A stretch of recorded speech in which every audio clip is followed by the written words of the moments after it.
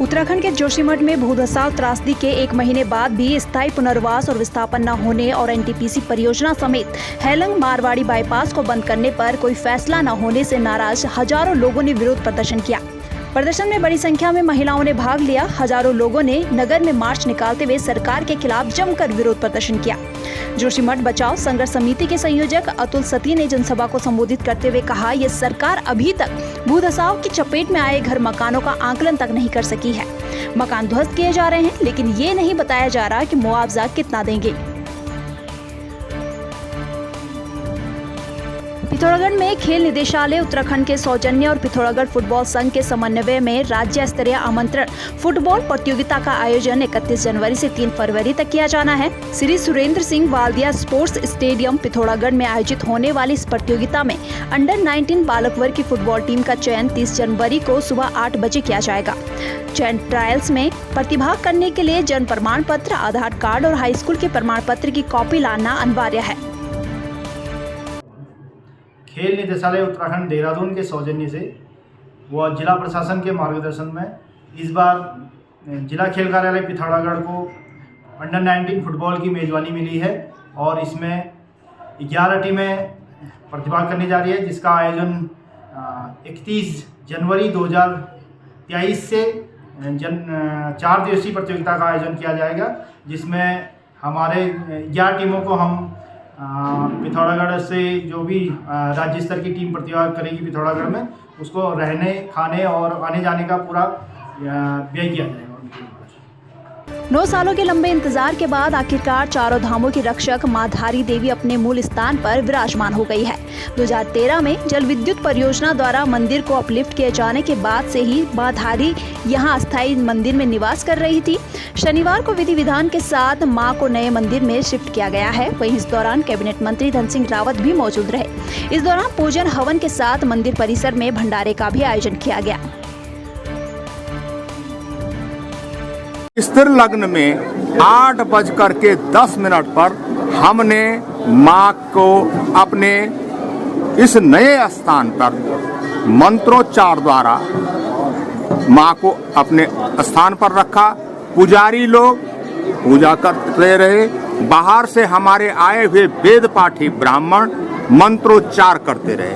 हमारे पुलिसकर्मी भाई जो कि रात भर इस कड़ाके की ठंड में कड़ी सुरक्षा व्यवस्था यहाँ पर देते रहे, तो हमने भी उनको आरती का लाभ उनको दिया, मां के दर्शन करने का, और उनको अलाउ किया।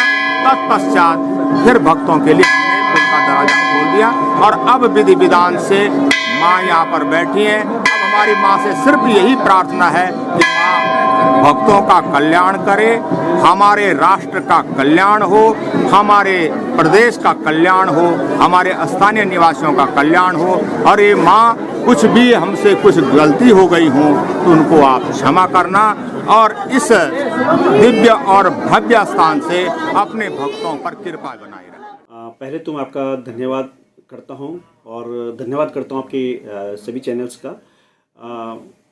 देखिए, आपको जैसे कि विदित है, और जो मां धारी देवी का जो मंदिर है, मां धारी देवी के प्रति जो आस्था है, वो श्रीनगर, पौड़ी ही नहीं, उत्तराखंड ही नहीं, पूरे भारतवर्ष और पूरे विश्व भर के लोग यहाँ पे दर्शन करने के लिए आते हैं। उनके लिए एक आस्था का केंद्र है। और चूँकि हमारे लिए बड़े गर्व की बात है, हम श्रीनगर में रहते हैं और श्रीनगर के निवासी हैं, तो इसलिए भी हमारे लिए और भी गौरवान्वित होने वाले ये पल हैं। और निश्चित रूप से आज 9 साल बाद जो है माँ अपने मूल स्थान पे जाने वाली है। और मूल स्थान पे आप समझ सकते हैं कि हमें कितनी खुशी होगी। पूरे क्षेत्रवासियों को बहुत खुशी है इसके माँ के अपने मूल स्थान में शिफ्ट होने से। देहरादून में गणतंत्र दिवस खेल महोत्सव होरावाला के बैनर तले वॉलीबॉल टूर्नामेंट का आयोजन किया जा रहा है। कार्यक्रम में मुख्य अतिथि के रूप में कांग्रेस नेता आयेंद्र शर्मा और कांग्रेस युवा नेता आकाश आजाद ने शिरकत की। आयेंद्र शर्मा ने रिबन काटकर टूर्नामेंट का शुभारंभ किया। टूर्नामेंट के आयोजनकर्ता ऋतिक राणा ने महोत्सव से जुड़ी तमाम जानकारियां देते हुए बताया कि वॉलीबॉल टूर्नामेंट में करीब 16 टीमों ने प्रतिभाग किया है। टूर्नामेंट के पहले विजेता को 21,000 की धनराशि और ट्रॉफी दी जाएगी। दूसरे विजेता को 11,000 रुपए की धनराशि दी जाएगी। वहीं ग्राम वासियों ने ग्राम पंचायत में मिनी स्टेडियम बनाने की मांग भी की है।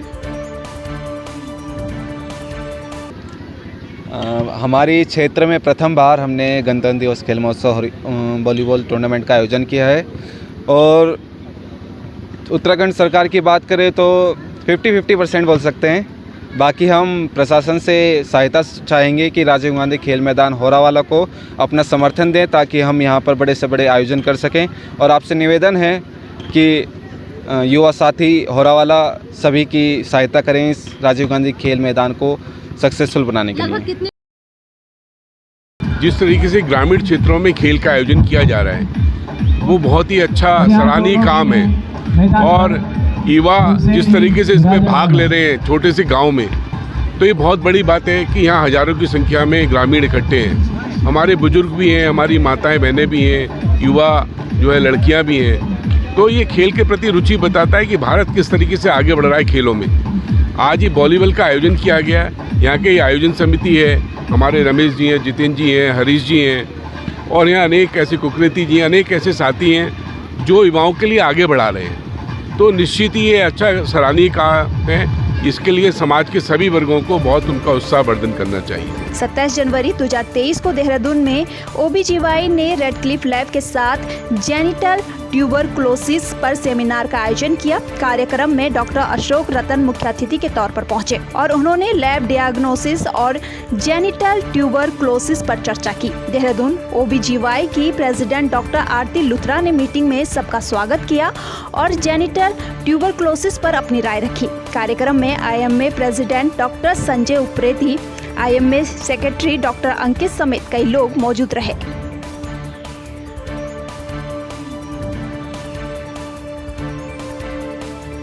ये प्रॉब्लम जो है ये ट्यूबरक्लोसिस लंग पे इफ़ेक्ट करता है। तो लंग पे इफ़ेक्ट जब करेगा तो 2 हफ्ते से ज़्यादा कफ रहेगा, फीवर रहेगा, बॉडी वेट कम हो जाएगा और रात को पसीना आएगा। अगर ये चारों चीज़ें 2 हफ्ते से ज़्यादा हैं तो हमारे को हॉस्पिटल ज़रूर आना चाहिए। उधर चेस्ट एक्सरे कराएंगे। चेस्ट एक्सरे के साथ एक नया एल्गोरिथम है जो आर्टिफिशियल इंटेलिजेंस पे डिपेंड करता है और वो बताएगा कि टीबी की कोई लंग में हॉटस्पॉट है या नहीं है।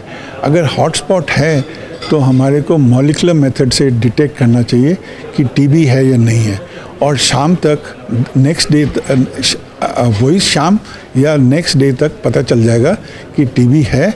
अगर है तो उसमें INH सेंसिटिव है या रिफेम्पिसिन सेंसिटिव है तो उसका मतलब कि नेक्स्ट डे से ट्रीटमेंट शुरू कर देना चाहिए। ट्रीटमेंट शुरू कर देंगे तो अपना भी फ़ायदा होगा और सोसाइटी का भी फ़ायदा होगा कि किसी और को इन्फेक्शन नहीं होगा। इसी से अगर सब ऐसे करेंगे और जल्दी से जल्दी ऐसा हो जाएगा तो फिर इन्फेक्शन स्प्रेड नहीं करेगा और टीबी स्लोली कम होता जाएगा। मैं ये बताना चाहूँगी कि टीबी एक बहुत कॉमन बीमारी है जो कई वर्षों से इंडिया में बहुत पॉपुलर है, लेकिन अब टीबी का पूरा इलाज संभव है। लेकिन अगर किसी भी महिला में या पेशेंट में टीबी डायग्नोस होती है तो बहुत ज़रूरी है कि इसका थोड़ा लंबा इलाज होता है। जैसे अगर लंग्स की ट्यूबरक्लोसिस है या जेनाइटल ट्यूबरक्लोसिस, यूट्रस या ट्यूब्स की ट्यूबरक्लोसिस है तो उसका 9 महीने का इलाज पूरा ज़रूर करें और उस इलाज को बीच में ना छोड़ें, क्योंकि अगर ट्यूबरक्लोसिस का इन्फेक्शन किसी महिला के यूट्रस और ट्यूब्स को अफेक्ट करता है तो ये उसमें इनफर्टिलिटी कर सकता है, ट्यूब्स को ब्लॉक कर सकता है तथा उसके बच्चा पैदा करने की क्षमता को बहुत कम कर सकता है। तो पहली चीज़ हम सबको अपनी इम्यूनिटी बहुत अच्छी रखनी चाहिए। अगर परिवार में किसी को ट्यूबरक्लोसिस का इन्फेक्शन पाया जाता है तो उसका पूरा ट्रीटमेंट करना चाहिए और साथ में फॉलोअप ट्रीटमेंट करना चाहिए। और अगर हमें कुछ भी अनटुवर्ड सिम्टम्स लगते हैं, जैसे टीबी के सबसे कॉमन सिम्टम्स क्या होते हैं? Low grade fever. अगर आपको 10 दिन से ज़्यादा लो ग्रेड फीवर है, शरीर में कमज़ोरी है, वज़न कम हो रहा है, भूख नहीं लग रही है और पूरे टाइम शरीर गिरा रहता है, तो बहुत ज़रूरी है कि आप एक अच्छे फिजिशियन को दिखाएं जिससे कि हम टीबी को रूल आउट कर पाएँ। और अगर टेस्ट करने पर टीबी की डायग्नोसिस होती है उसका संपूर्ण इलाज गवर्नमेंट ऑफ इंडिया भी प्रोवाइड करती है, जिसके अंतर्गत पूरे 9 महीने का इलाज गवर्नमेंट ऑफ इंडिया से ही आपको प्रोवाइड किया जाएगा, लेकिन उसको बीच में छोड़ा नहीं जाना है। और अभी भारत सरकार जो है काफ़ी कदम ले रही है टीबी के पेशेंट्स को न्यूट्रिशन प्रोवाइड करने में भी, क्योंकि अधिकतर टीबी जो है साथ में मेल न्यूट्रिशन की कंडीशन में ज़्यादा होता है और अच्छे न्यूट्रिशन से इसका कंट्रोल जल्दी संभव होता है। तो मेरा आप लोगों के लिए मैसेज है, यदि कोई भी ऐसा सिम्टम है, लो ग्रेड फीवर, भूख न लगना, वज़न कम होना, कृपया अपने चिकित्सक को अवश्य मिलें। और यदि आपको ट्यूबरक्लोसिस या आपकी जान पहचान में किसी को है तो इलाज संपूर्ण ज़रूर करिए। जय हिंद।